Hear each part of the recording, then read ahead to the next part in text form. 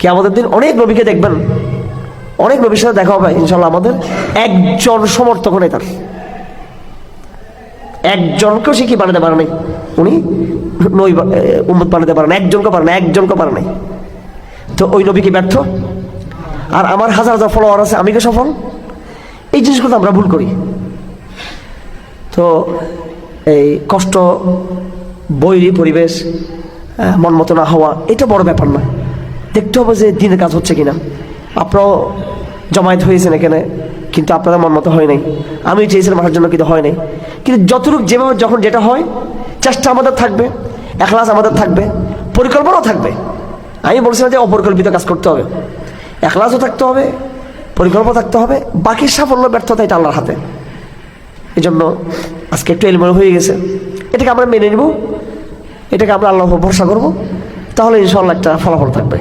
আর এটা নিয়ে যদি আমরা টেনশন করি, এটা নিয়ে যদি আমরা চিন্তা করি, তাহলে কিন্তু এটার হয়তো ভালো ফলাফল আমরা পাবো না। আমরা সাফল্য ব্যর্থতা এগুলো একটা আপেক্ষিক ব্যাপার।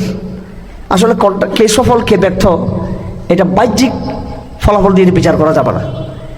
এটা আমাদেরকে অপেক্ষা করতে হবে। কিছু লোক দেখবেন কিছু করতে পারতেছে না, শেষ হাসি কিন্তু সে হেসে দিয়েছে, শেষ বিজয় কিন্তু তার। একসময় সারা দুনিয়া বলছিল পৃথিবীর সবচেয়ে বোকা, অথর্ব, একেবারে জ্ঞান শূন্য হলো তালেবানরা। একেবারে পাগল, একদম অশিক্ষিত, আনাড়ি, বর্বর। ওসামা বিন লাদেনের মতো একটা সন্ত্রাসীকে নাউজুবিল্লাহ জায়গা দিছে ওরা। এটা আনাড়ি, দেশটা হারানো।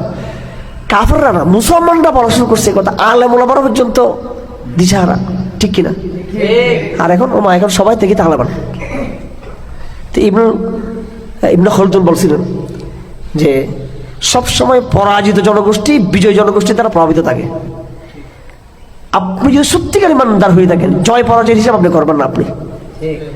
আপনার যদি মূল্যবোধ থাকে, আপনার যদি ভ্যালুজ থাকে, ইমানের ভ্যালুজ, আকিদের ভ্যালুজ, ওয়ালা পারা যদি বুঝেন, আপনি পরাজিত হইও, কারাগারে নিক্ষিপ্ত হইও, শাহাদতের মঞ্চে গিয়েও আপনি কিন্তু সফল সফল সফল আপনি।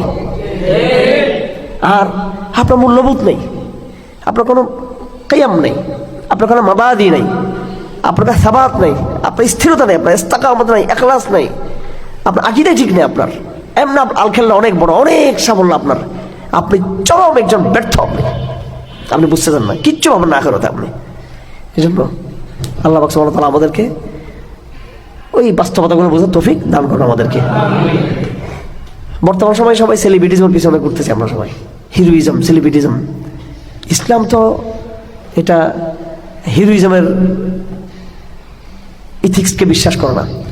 এটা নায়ক নায়িকাদের মতো বিষয় না। এটা সাময়িক বিনোদন, সাময়িক জৌলুস, সাময়িক উত্থান, এগুলো ইসলাম পছন্দ করে না। ইসলাম সাস্টেন ভিক্টোরি আনতে চাই। ইসলাম একটা ভাঙা মিম্বর থেকে তার যাত্রা শুরু করছে। মদিনার মিম্বরটা ভাঙা মিম্বর ছিল একটা, মদিনার ছাদ একটা জীর্ণশীর্ণ ছাদ ছিল। এই জীর্ণশীর্ণ একটি মসজিদ, ভাঙা একটা মিম্বর, পৃথিবীর মানব জাতির হাজার হাজার বছর ইতিহাসের সবচেয়ে সমৃদ্ধ সভ্যতাকে নির্মাণ করেছে ভাঙা মিম্বর। আর আপনার বিশাল আয়োজন, কোন সভ্যতা নির্মাণ করতে পারে না, 1 ইঞ্চি মাটিতে ইসলাম কায়েম করতে পারে নাই। অথচ ইসলামের নামে কত কিছু হচ্ছে। সেজন্য আমাদেরকে মুত্তাকি হতে হবে, আল মুত্তাকুন হতে হবে, সাদিকিন হতে হবে।